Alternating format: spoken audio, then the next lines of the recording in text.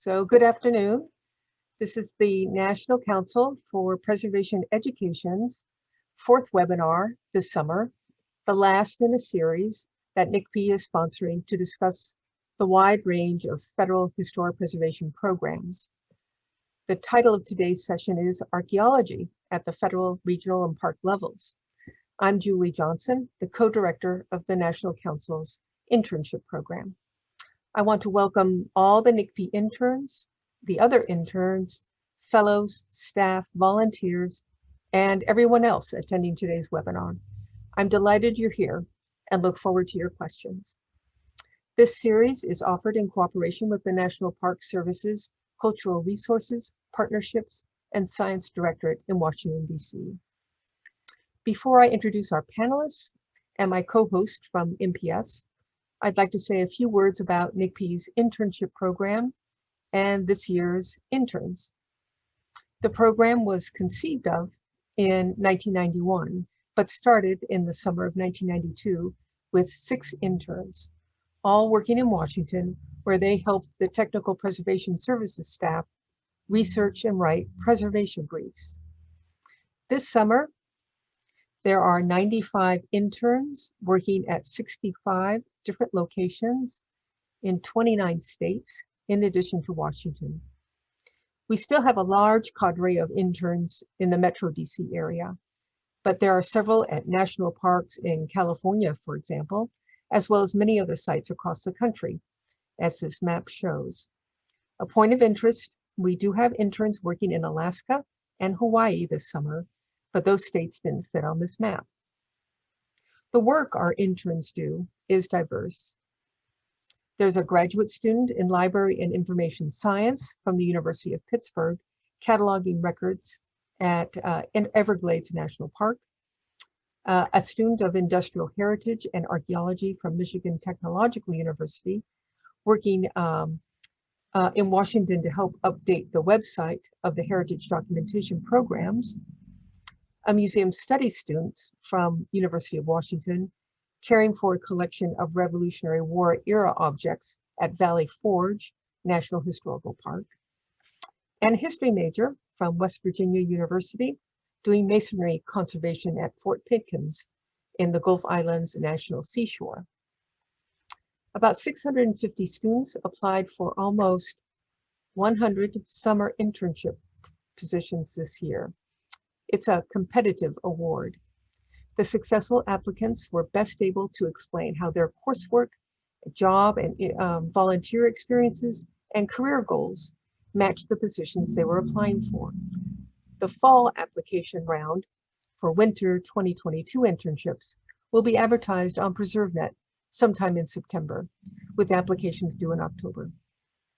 To review the eligibility requirements and for instructions on how to apply in October, visit preservenet.org and look for NCPE internships under Employment.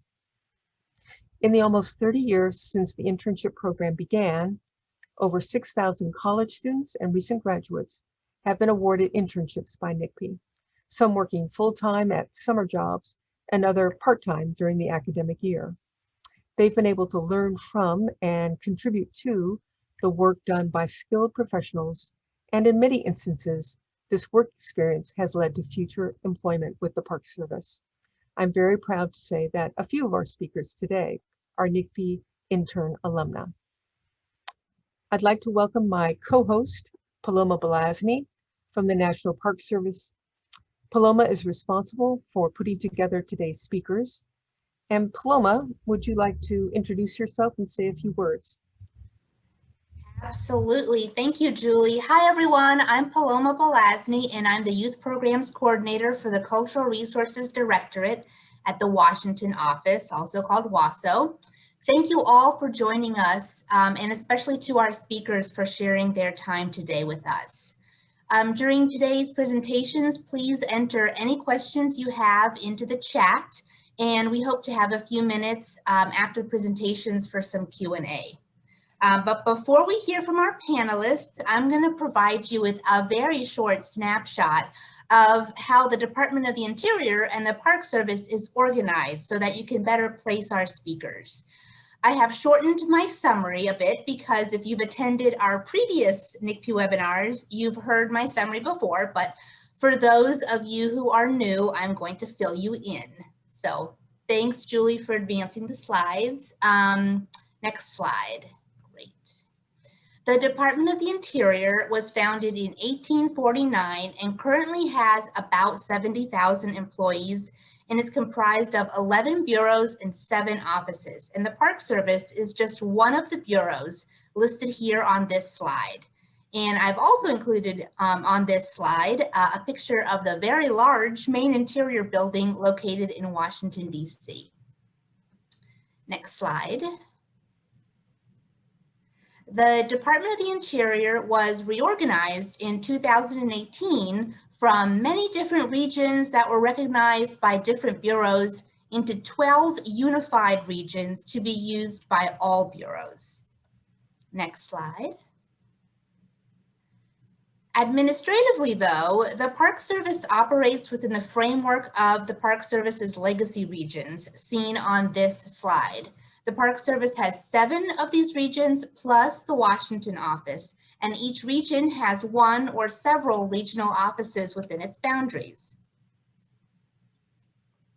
Next slide, please. There are currently 423 units of the National Park Service. And although there are 19 different naming designations like National Park, National Historical Park, National Parkway, National Battlefield, there's 19 of them, we in the Park Service very often call all of our units parks in conversation. And this map shows all 423 units and is available on nps.gov. In addition to managing 423 units, the Park Service administers a number of programs that implement the Park Service's role in the National Preservation Program, which was the subject of our first webinar. These programs, for the most part, are mainly administered out of the Washington office. Next slide. The Washington office, or WASO, is a separate organizational unit from regions. And here you can see an org chart of WASO, starting with the director of the Park Service at the top, and the director has various deputies and associate directors, and they're responsible for managing national programs, national policy, and budget. And the next panelist you'll hear from today actually works at WASO under the Cultural Resources Partnerships and Science Directorate, which is where I also work. So that's the brief framework. Thanks, Julie. I will hand it back to you. All right. Thank you so much, Paloma, for being thorough and brief. That's wonderful. It's always a pleasure to work with you. Let's see. Here we go with our agenda. We have 4 speakers today discussing the topic of archaeology. And as Paloma mentioned, we're going to hold the questions until after the last speaker, but I do invite you to put your questions and comments in chat, and they'll be shared with the panelists. And our first speaker today is Teresa Moyer. Teresa is the lead on outreach and education for the National Park Service's Archeology Program in the Washington Support Office in Washington, D.C. She got her start there as a NCPE intern. Teresa has a Master's of Applied Anthropology and a doctorate in American Studies from the University of Maryland. And I see you've already taken over the screen. Take it away. I'm even going to remember to unmute. Hi, everybody. I'm really glad that you could join us today. So I work in the archaeology program, and that's organized within the Washington office. Our program has 2 primary tracks. The first track is oriented towards supporting the National Park Service, meaning archaeology in parks and our community partnerships, our community assistance and partnership programs. The second track is supporting the Federal Archeology Program. And in this presentation, I'm going to tell you a bit about both. So hold your hat because I've got really boring slides. I think these other folks are going to have funner stuff to show you, but not me. See? So the Washington Support Office, or WASO, is located at the main interior building in DC. This is where we're located. We're near the White House. And this is where upper level activities take place that affect the entire National Park Service. So stuff like policies and strategic planning, communications, guidance, and just sort of overall coordination.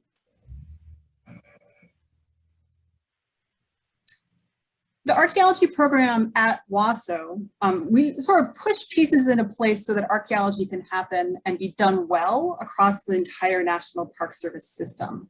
Unlike archaeologists who work in regional offices or parks, we don't typically work with dirt or artifacts, and we don't breathe like fresh air or come face to face with the public.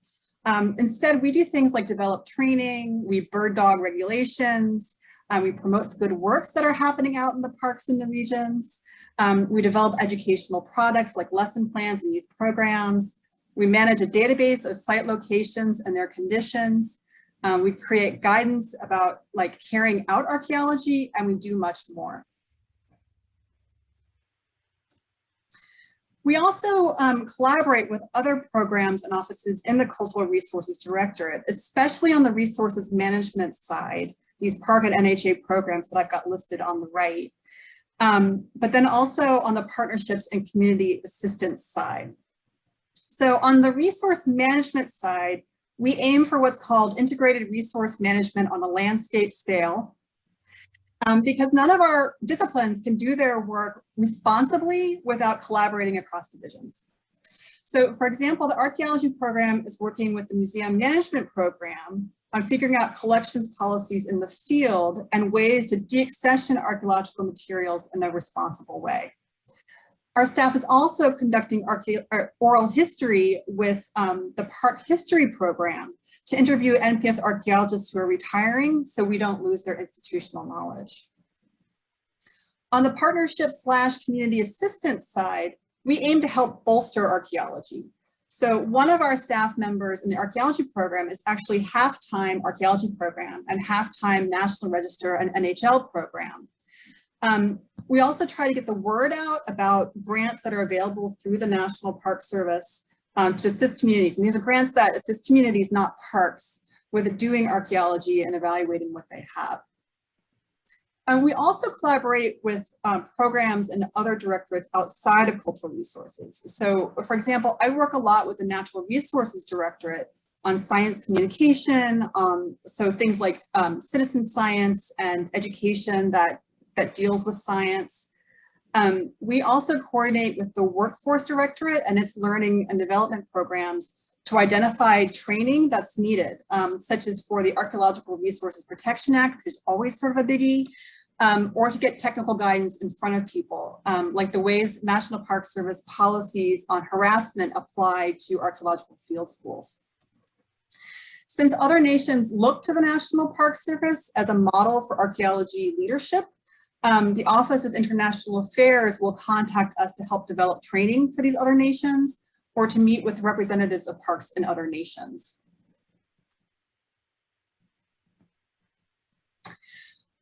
So we have this one track that's oriented towards the Park Service and the communities we serve. And then we have this other track, which is the Federal Archeology Program. So the Federal Archeology Program writ large is a conglomeration of federal agencies and bureaus with archaeological responsibilities, which basically means anybody who has land to care for or anybody who distributes federal funding involving land activities. So it includes places you wouldn't think do archaeology, like NOAA or HUD. But it also includes places where you do, like the National Park Service or the Bureau of Land Management. The National Park Service, so the National Park Service is large, and I just want to emphasize that it's part of this much larger conglomeration. What links us together is federal law and the way that it applies.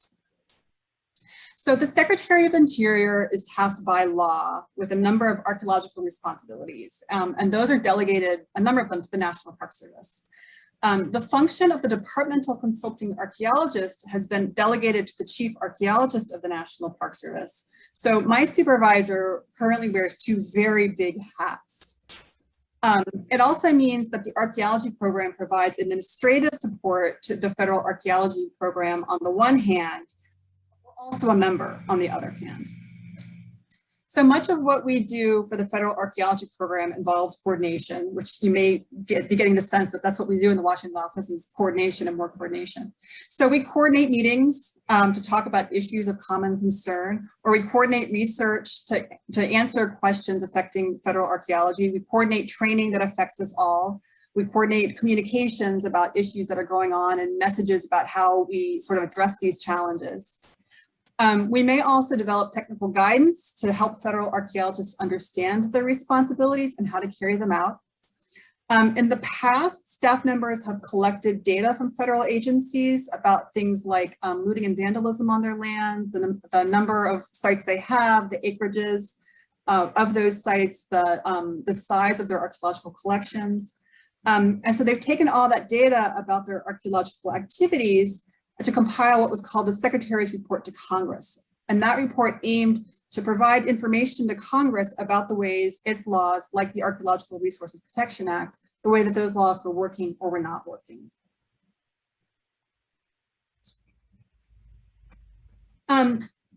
So I talked a bit about the archaeology program and talked a bit about the Federal Archeology Program, and I'm really whipping through this. I'm hoping that you'll have questions in the chat. But these are some of the issues that we are dealing with at WASO. And ordinarily when I talk about ongoing critical issues, I go into some depth about these things. And these have all been going on for a long time, and they're really important. And if you would like to know more about any of them, please be in touch. My email is coming your way in a second. But today I'd like to point out a couple of challenges that are not on my, my super hits list. So one of those challenges is getting the results of archaeological findings out of archaeologists' brains and into everyday common knowledge. And this is an issue because archaeology is sometimes or oftentimes like a truth teller, or it brings perspective to a situation because it yields information that can't be known through documents or oral history or any other kinds of sources. So it can shine a light on how inequalities in the past filter into the present. And so if we don't have these untold stories, we're at a worse position to have the facts we need to understand our world today, the biases that structure it, and make decisions about what to do next. So one challenge is archaeologists getting ourselves together to tell these stories and have them make an impact. Another set of challenges that archaeology faces is due to human migration and movement patterns. And a lot of that is due to climate change. And not just how it's impacting resources, but the climate change is stressing nations to the south and stressing people in our nation. And it's influencing conditions to the south that are driving people northward through parks where they may inadvertently impact archaeological resources. But then it's also impacting government policy. So when governments may decide that border walls are more important than a nation's archaeological heritage, decisions that override regular practice, say. There are droughts and fires in the American West or hurricanes in the Southeast that wipe out neighborhoods and force communities to resettle.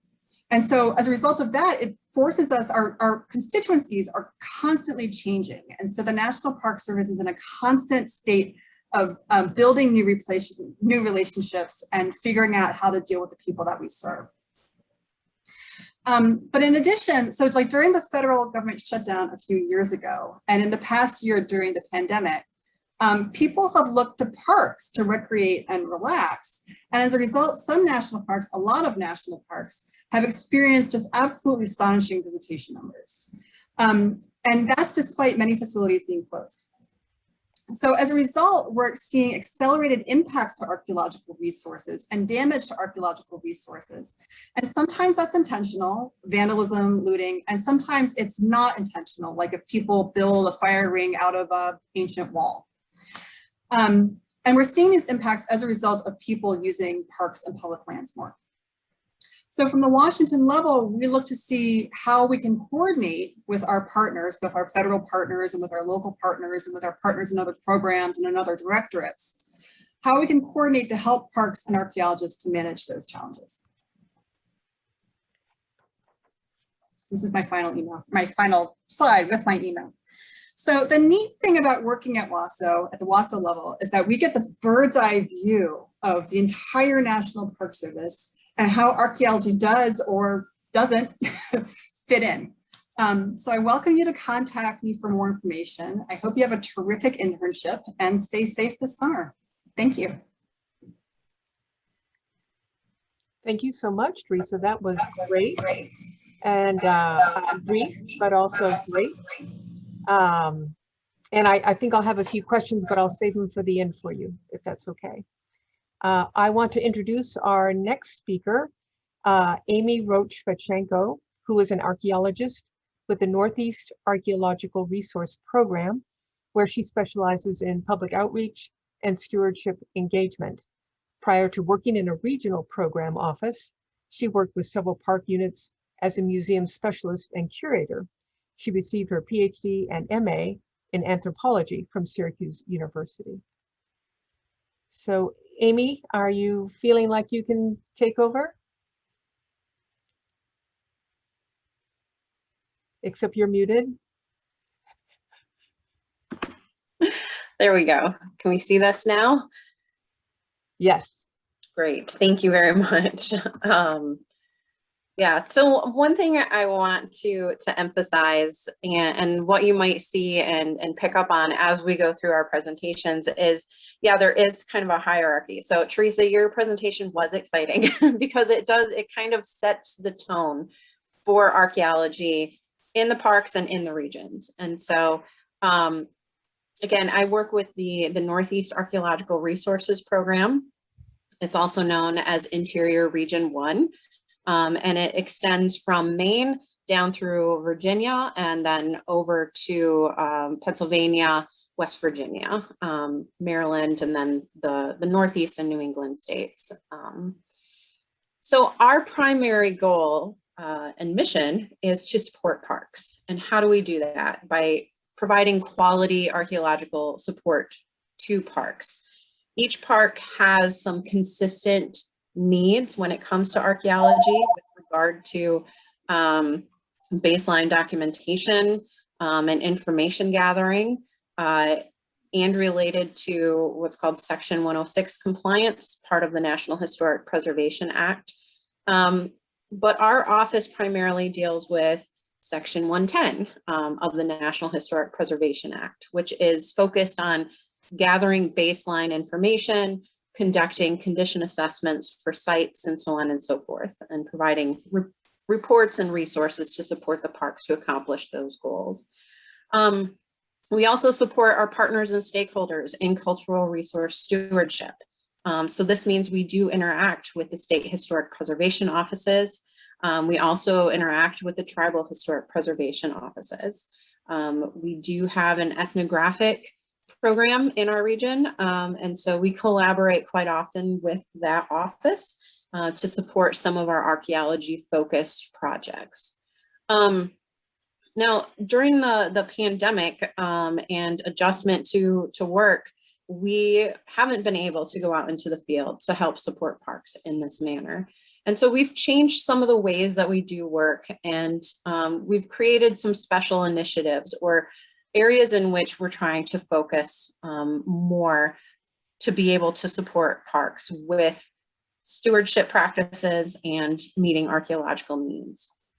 Now, some of these special initiatives might be completely obvious right from the description, but they include digital media, volunteer engagement, and citizen science-based opportunities.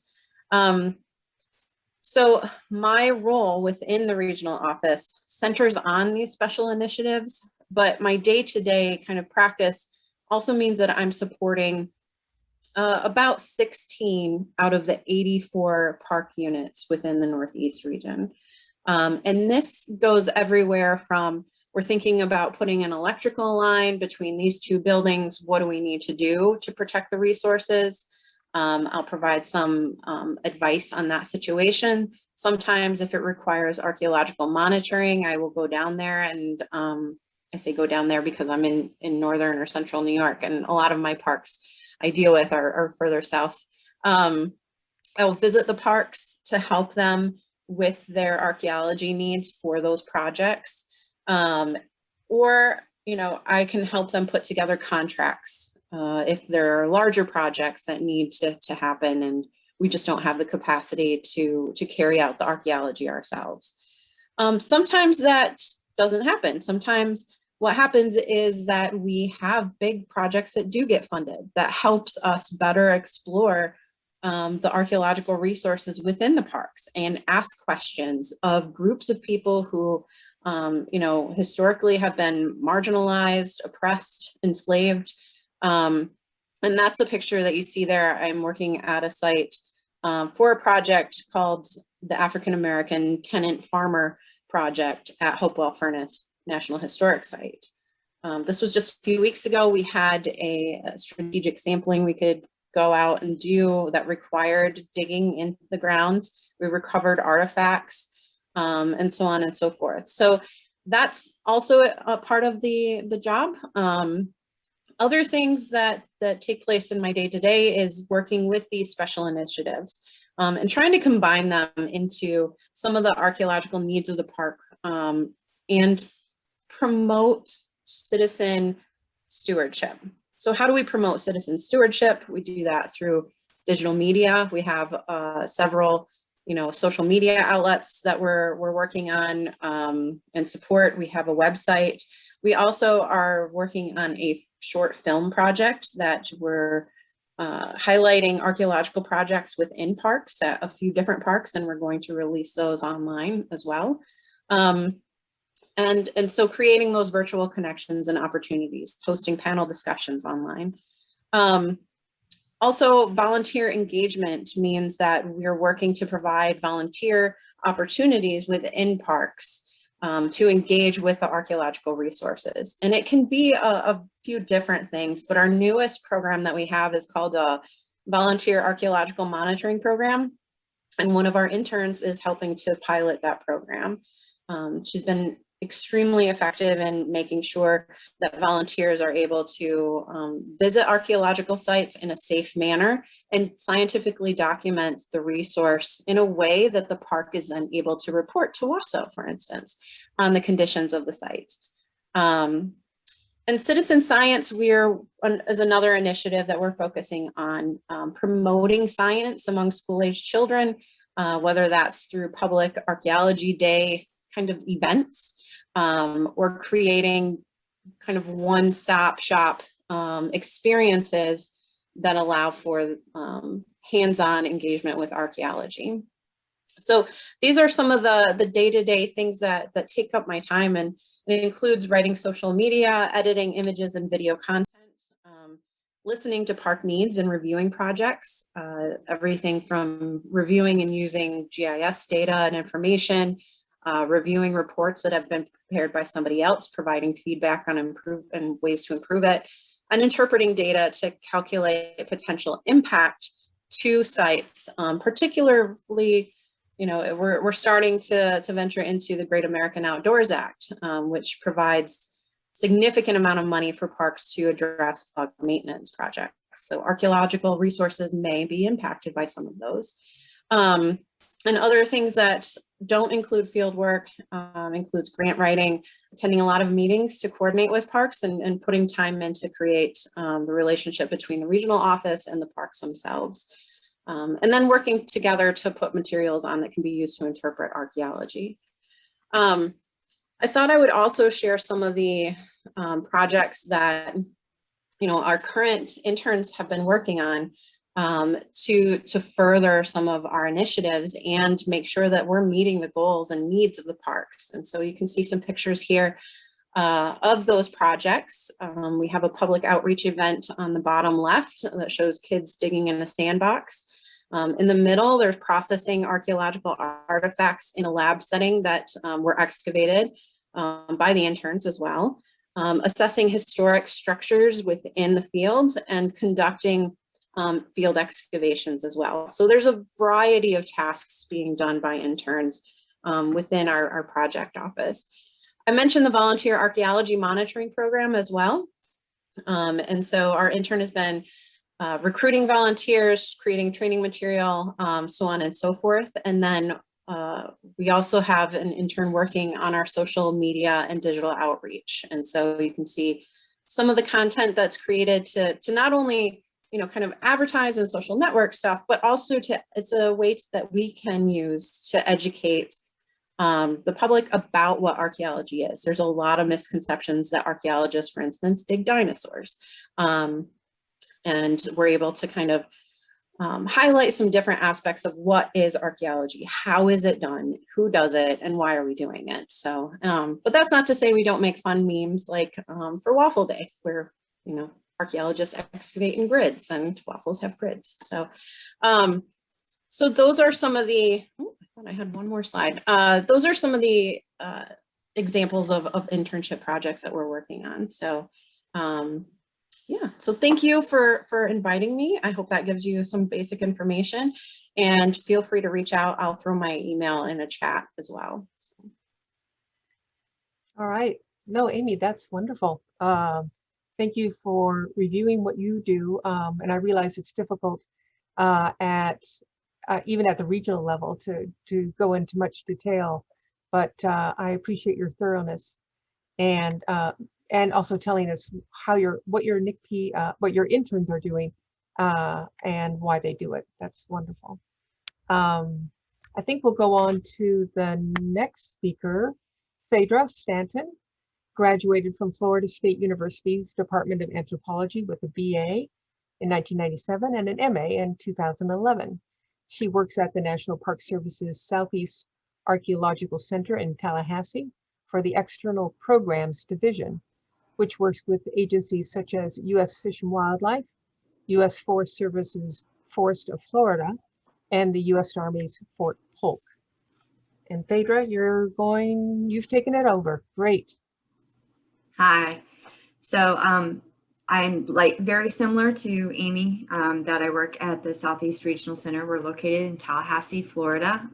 We're usually working in conjunction with Florida State University. That's part of the reason why we're in Tallahassee. We have a lot of the similar programs that Amy mentioned before, working with parks, but also at our center in Tallahassee, we also have Section 106, which is, looking for new sites, and then Section 110, as well as research projects. And then we also have a large curation facility as well, over 8 million artifacts. And then my particular division works with the external programs. So I can get this to move forward. Okay, maybe. Trying to get my thing to go forward here. So my particular division, and so this is a great picture because it actually shows 3 NCPE interns, as well as we also work with other internship programs. So the Latino Heritage Internship Program and the Historically Black College and University Internship Program as well. And so with a lot of the, I kind of wanted to focus my talk on how we've used NCPE interns. And so at SEAC, we've allowed NCPE interns to have the opportunity to help with artifact analysis and cataloging the artifacts, especially in our curatorial division. We also have a lot of archives material that's been associated with all the archaeological research that's gone on. And so we have had archivist internships through NCPE. Of course, a lot of our NCPE interns have also had the opportunity to do archaeological excavations, even help with report writing, especially if there's a particular focus that we need to be addressed in a certain report. Then we might seek out somebody who has studied something or see something on their resume and get them to actually help us write sections of reports. And then also to help out with, of course, our outreach and educational events that we do in the local area, or as well as in the regional area. And then, of course, artifact 3D scanning. That's such a new thing that we've been looking to people who have started doing that technology, have already had that training, and can come in and help continue on our 3D scanning program. So that way we can continue working with those artifacts. And then we also have an extensive library, research library that also has a lot of gray material as well. And so we've even used NCPE interns to help us manage those library collections. So we try and offer a lot of different opportunities, but at the same time, meeting our mission and our goal, and then meeting the needs of the park, the archaeological needs of the park as well. So, and that's resulted in a lot of unique opportunities for our interns. They've had a lot of different chances, not only to work in parks, but in particular with my division, to work with other agencies as well. So it's creates a very robust opportunity for them, depending on what their interest is and what their training has been, and then also what our needs are at SEAC. So this kind of shows some of the different interns that we've had over the last few years and some of the different locations that they've had. You can see we have, I'm in one of those pictures, and we're actually out at Prospect Bluff, which was an African-American fort, and it unfortunately was completely destroyed when an ill-placed or a well-placed bomb, depending on which side of the fight you were on, destroyed the entire fort and unfortunately killed several hundred people that were there. And so this is actually property that's managed by the Forest Service, and they asked us for some help, and one of our interns was doing 3D scanning. They needed a couple of artifacts. They wanted a couple of artifacts 3D scanned. And so we were able to go out there to this location and help them with that 3D scanning.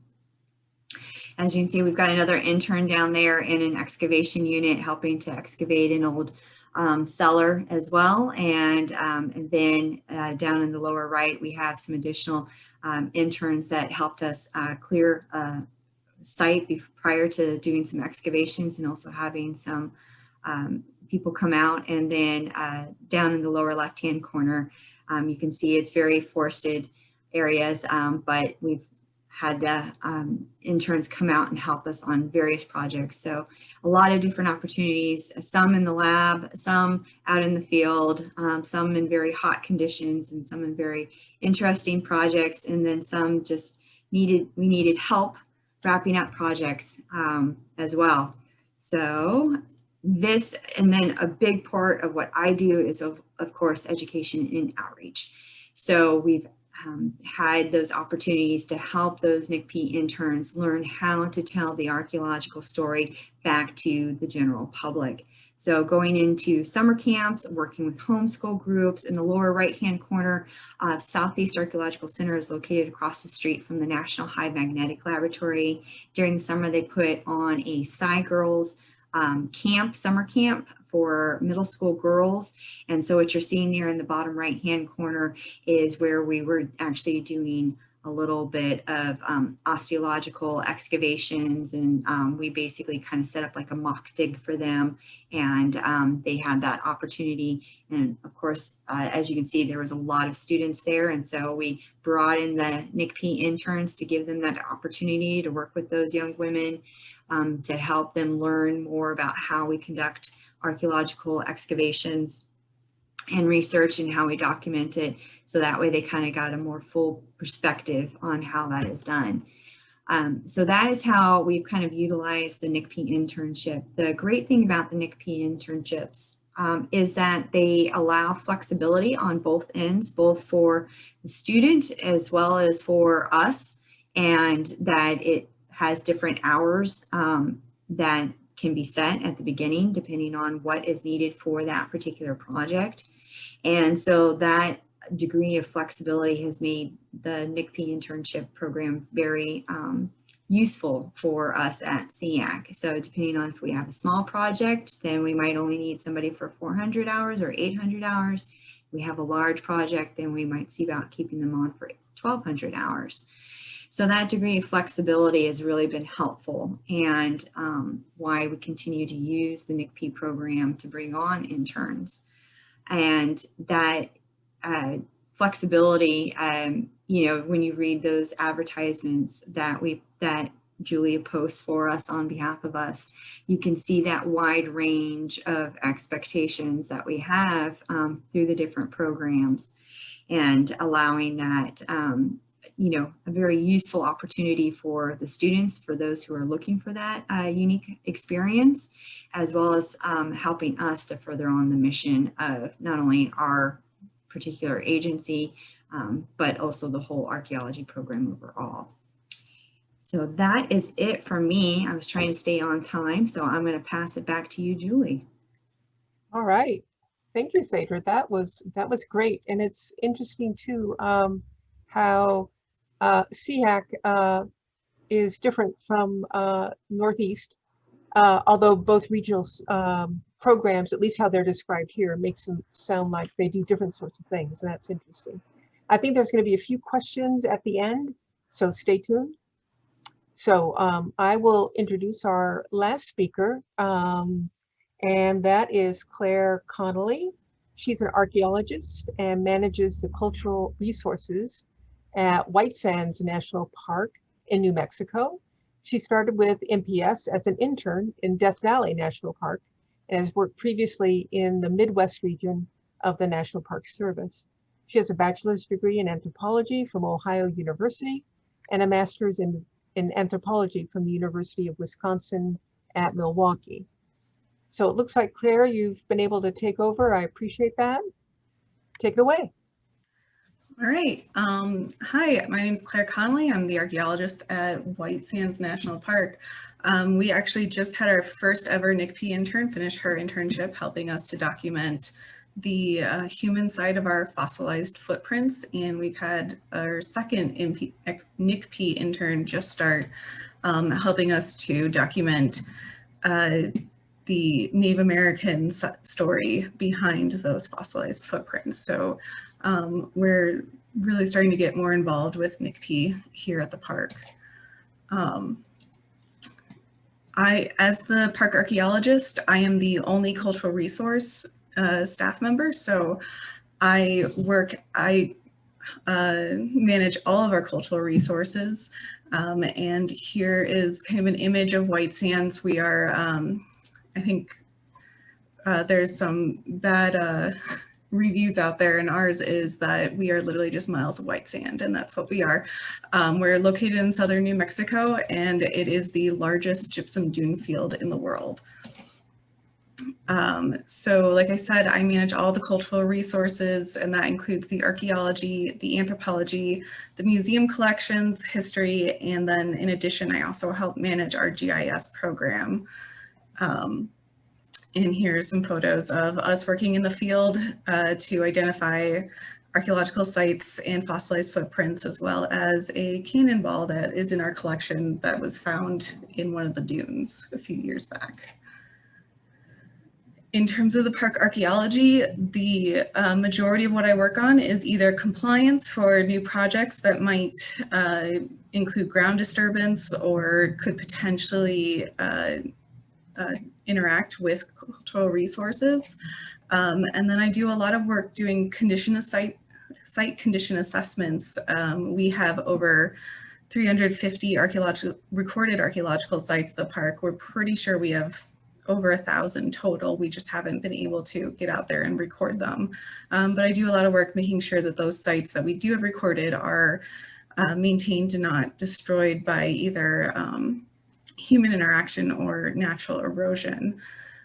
In addition, I also work with quite a few researchers who come to the park. Our main resource that we work with right now is our fossilized footprints. If you haven't seen the research that's been coming out about them, we have the largest collection of fossilized footprints in the world, and that includes a lot of human footprints. So the photo on the right there is an excavation block at a hearth in a site that contains both footprints and a surface scatter of lithic artifacts.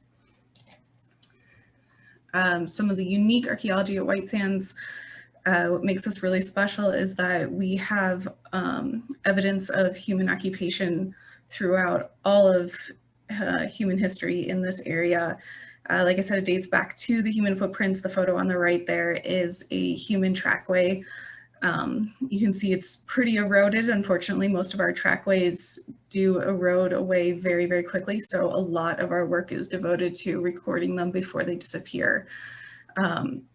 We also have some very unique situations with the fact that our soil is gypsiferous. It destroys anything organic. So while we have lots of footprints, we don't have any evidence of the megafauna who left those footprints behind. But the gypsum soil is what allows the footprints to remain.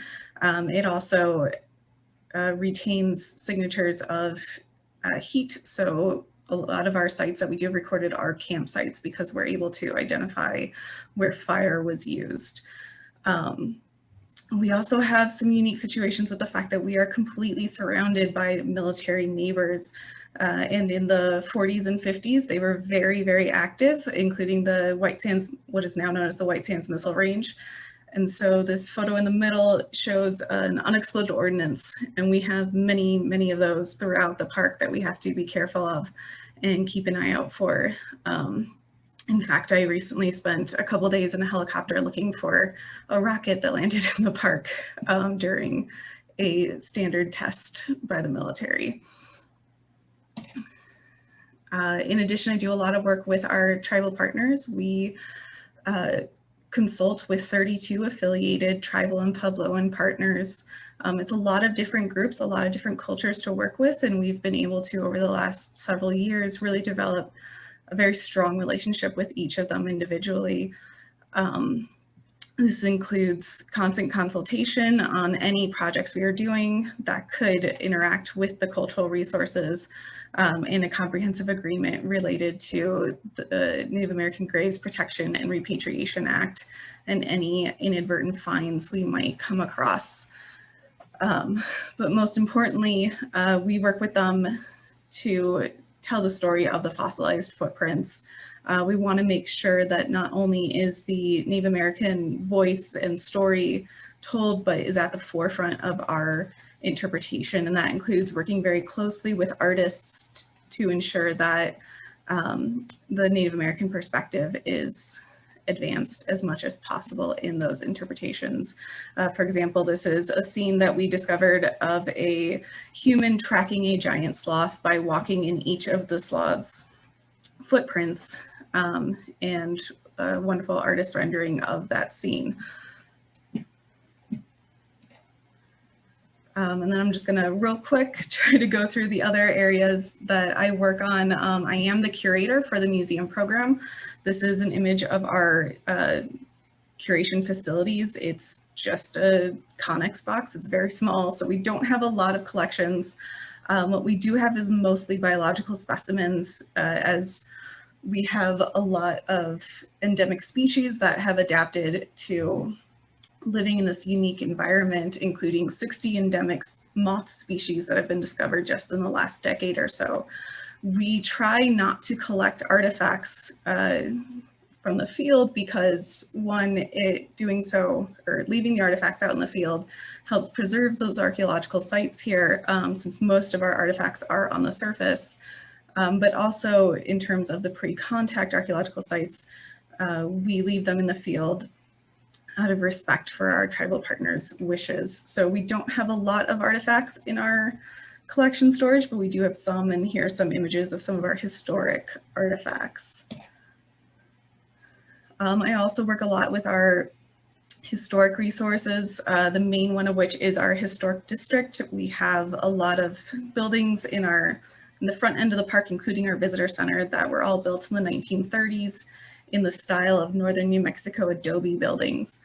And right now we're working on a historic structure report that will assist us in learning more about the history of these buildings and how to maintain and manage them in the future, as well as an administrative history, which will help us to document, in particular, the last 30 years of research that's been done at the park since our last administrative history was completed. And finally, like I said, I help manage the GIS program at the park. We are attempting to transition into a cloud-based GIS system, which is very difficult because we are in the middle of nowhere with almost no internet connection. but it's a really exciting new field for us to kind of get more into that will help us to predict locations of resources, as well as using GIS for mapping more than just resource locations, but also to manage other data related to the park. And this is just an example of an archaeological site I recently mapped, and the type of work that I do when I'm in the field. And that is all I have. I feel like I went real fast through all that, but this is my contact information if anybody needs to contact me for anything. That's great. Thank you so much, Claire. It sounds like you wear a lot of hats. Yes. And I want to share everyone's contact information. There we go. And I think we have some questions though. And I don't know, Paloma, do you want to monitor that? Sure. So we do have a lot of great questions. I'll start with one that was asked early on. I think this is maybe directed to Amy. What are the pilot programs you were talking about intended to get volunteers into archaeological sites? Yeah, it's called the Volunteer Archaeological Monitoring Program. It's brand new, and we're implementing it at Martin Van Buren and home of Franklin Roosevelt, Eleanor Roosevelt, and Vanderbilt Mansion National Historic Sites. Basically what it does, because we can't give out exact locations of archaeological sites, we ask volunteers to kind of walk in a grid pattern across the landscape and document any potential threats to archaeological sites. So are there any rodent burrows? Are there any artifacts or anything happening in terms of erosion? Is there tree fall that's exposing a site? And those kinds of things. So it's really a good program, and we're doing that because we need to document site conditions, but then also if there are any immediate needs or emergencies happening within the park. Sometimes areas within parks don't get seen very often, and so this is a way to do that and carry out that work. Great, thank you. Another really good question that many might be thinking about, this is, I think, for anyone. How can parks prevent vandalism of cultural resources? This attendee works in Maui, and they recently had a pretty bad incident with an ancient Hawaiian site. So that's the first of their questions. Does anyone want to touch on that? Vandalism prevention?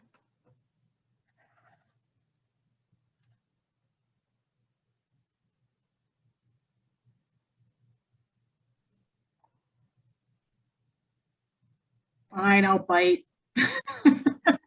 I see Claire's hopped on too.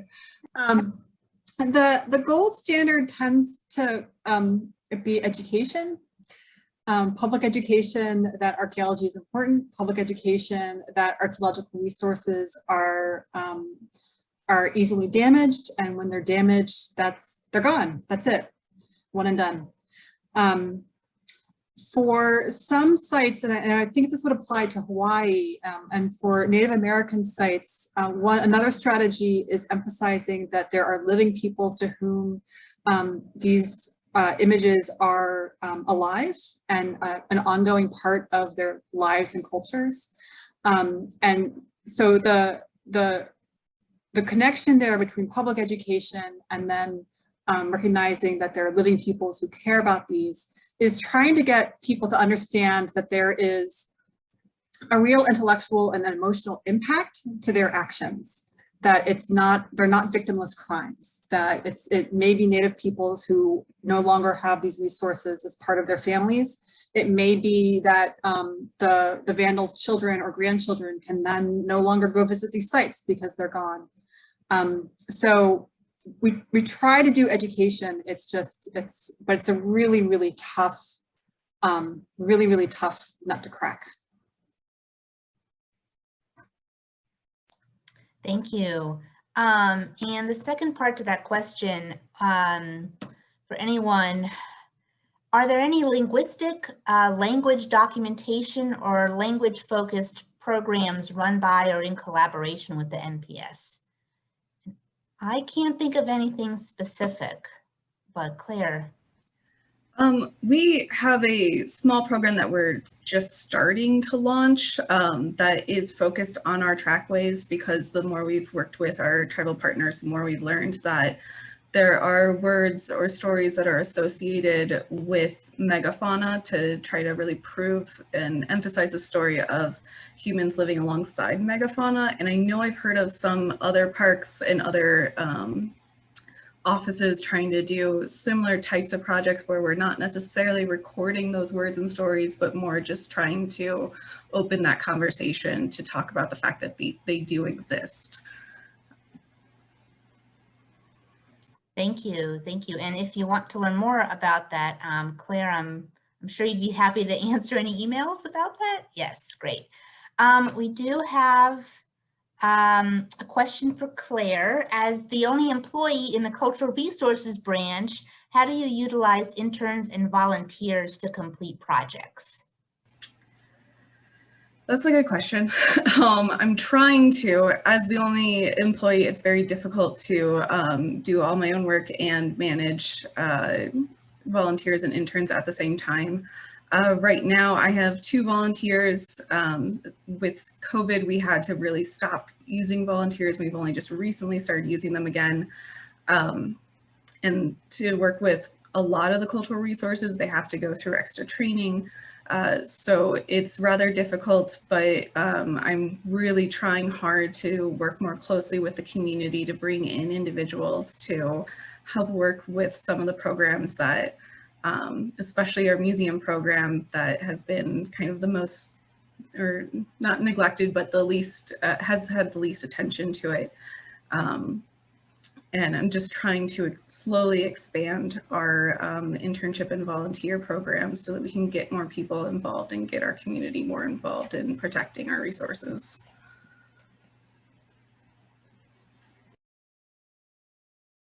Great, thank you. And I will go ahead and answer again a really good question in the chat. Vanessa had asked about other intern programs for those who choose not to pursue or can't pursue an undergraduate degree. And I think you are right in noticing that there are a lot of internships that are focused on recruiting students in undergraduate and graduate programs. There is an expanding program, keeps expanding program called TTAP. It's Traditional Trades Apprenticeship Program. And it's a longer term internship for traditional trades.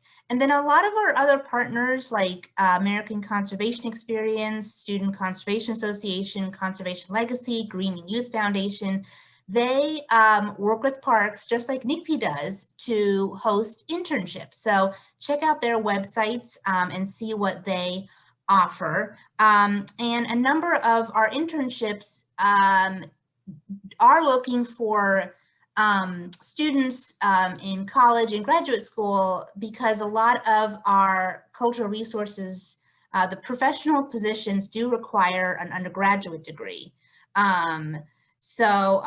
But there are opportunities in a bunch of fields. So check out those partners. And they work across the country as well, nationwide. Let's see, do we have any additional questions? Thank you, Amy, for putting the your Facebook link there for the Northeast Region Archaeology Program. If there's anything else, please feel free to email us. Julie, do you have anything else? I just wanted to follow up with, I think, my last slide, which is a quick reminder to everyone that all of our sessions are recorded, as is this one, and will be posted on NCPE's YouTube channel. The first 3 sessions are already there. You can find us on YouTube under our full name, the National Council for Preservation Education. And I just want to point out a couple of last things before we leave you. While you're there, you may be interested in our offerings from last fall. I have an hour-long interview I did with a former NCPE intern and current MPS historian, Portia Dawsey. There's also a about 4-minute long self-shop video by Imani Mitchell-Wyatt on how she went from an art and art history major to a graduate student in preservation studies at Tulane, and how she sees her future career going, which is very popular. I recommend it. There's also a 4-part presentation on the topic of development and how it can serve the cause of preservation and respecting history, and the forces that thwart that cause. There was a lecture by 3 practitioners and academics, followed by what was then a live Q&A with the 3 panelists. And finally, you might be interested in the lecture by Brent Leggs called Out of Culture and Preservation, a Racial and Economic Justice Movement. And Mr. Leggs, if you don't know already, is the executive director of the African American Cultural Heritage Action Fund of the National Trust for Historic Preservation. And in the lecture, he spoke about the challenges encountered when preserving African American cultural sites and the role of historic preservation in both supporting and combating widespread structural racism. And the lecture is about an hour long, followed by about 20-minute Q&A, and I recommend it highly. Please visit us on YouTube. Other than that, I think that's all I have to share. Paloma, how about you? No, thank you all for attending. Thank you so much. It's great to see so many interns and other folks from various programs and partners join. So thank you all. And thank you to our panelists, our speakers today. Thank you. That was really fantastic. Yes, thank you. And I do recommend Brent Leggs' presentation as well. That was some good webinaring. Yeah. All right, great. Thank you all for joining us, and watch this space for more webinars as we go forward. Thank you so much.